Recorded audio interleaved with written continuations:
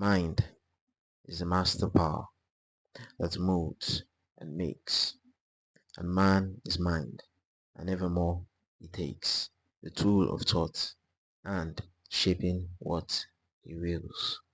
Bring forth 1,000 joys, 1,000 ills. He thinks in secret, and it comes to pass. Environment is but his looking glass. As a Man Thinketh by James Allen. This is a book which was published in 1903. The insight to which this book is mostly centered around is a man is literally what he thinks. There is a popular quote of a Stoic philosopher of ancient Rome. His name is Lucius Annaeus Seneca, and the quote is, "We suffer more in our imagination than in reality." Thus our thought governs our behaviors and actions. The aphorism, "As a man thinketh in his heart, so is he," not only embraces the whole of a man's being, but is so comprehensive as to reach out to every condition and circumstance of his life. A man is literally what he thinks, his character being the complete sum of all his thoughts. Man is the master of thought, the molder of character, and the maker and shaper of condition, environment, and destiny. Man is made or unmade by himself. In the armory of thought, he forges the weapons by which he destroys himself. He also fashions the tools with which he builds for himself heavenly mansions of joy and strength and peace. By the right choice and true application of thought, man ascends to the divine perfection. By the abuse and wrong application of thought, he descends below the level of the beast. Between these two extremes are all the grades of character, and man is their maker and master.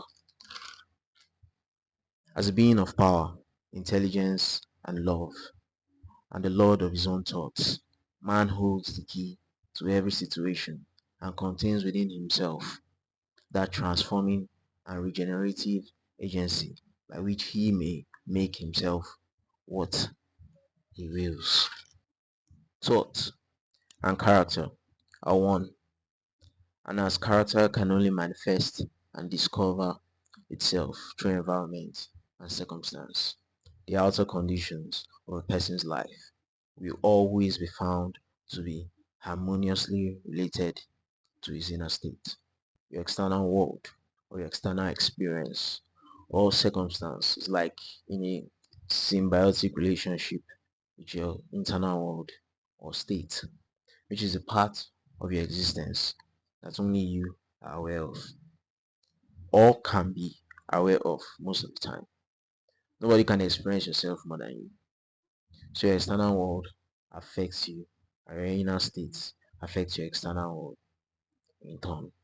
This does not mean that a man's circumstance are at any given time are an indication of his entire character, but that those circumstances are so intimately connected with some vital thought elements within himself that for the time being they are indispensable to his development. Man is buffeted by circumstances so long as he believes himself to be the creature of outside conditions. But when he realizes that he is a creative power and that he may command the hidden soil and seeds of his being out of which circumstances grow, he then becomes the rightful master of himself. Man allows external circumstances, that is, anything outside of himself, to affect his inner state. He allows life to affect him, and all he does is to react. You can affect your circumstance just as much as your circumstance affects you. You can only experience something because it is experiencing you too. The outer world of circumstances shapes itself to the inner world of thought. And both pleasant and unpleasant external conditions are factors which make for the ultimate good of the individual. As a reaper of his own harvest, man learns both by suffering and bliss. You are both the marble and the sculptor. You are responsible to mold both the meaning and purpose of your existence. Men do not attract that which they want or that which they are. The divinity that shapes our ends is in ourselves. It is our very self. Man is confined only by himself. Thought and action are the jailers of fate. They imprison being base, that is having low vibrational thoughts and acting upon them, acting from that point of fear. They are also the angels of freedom. They liberate being noble. As your thoughts can, it's like a two-edged sword. You understand? It can hurt you or you can use it to move yourself forward. Not what he wishes for and prays for does a man get, but what he justly earns. His wishes and prayers are only gratified and answered when they harmonize with his thoughts and actions. You live a life of authenticity towards your desire. A man only begins to be a man when he ceases to whine and revile and commences to search for the hidden justice which regulates his life. And as he adapts his mind to that regulating factor, he ceases to accuse others as the cause of his condition and builds himself up in strong and noble thoughts. Ceases to kick against circumstances, but begins to use them as aids to his more rapid progress and as a means of discovering the hidden powers and possibilities within himself. Once you stop complaining and instead take or be a person of action, you take accountability for your situation, whether it was if whether you feel it was your fault or not. You understand? And you take responsibility for your action. Honestly, you begin to affect your circumstance. You become aware of what is within your power to act upon in alignment of your desired wish fulfilled. A man cannot directly choose his circumstances, but he can choose his thoughts, and so indirectly, yet surely, shape his circumstances.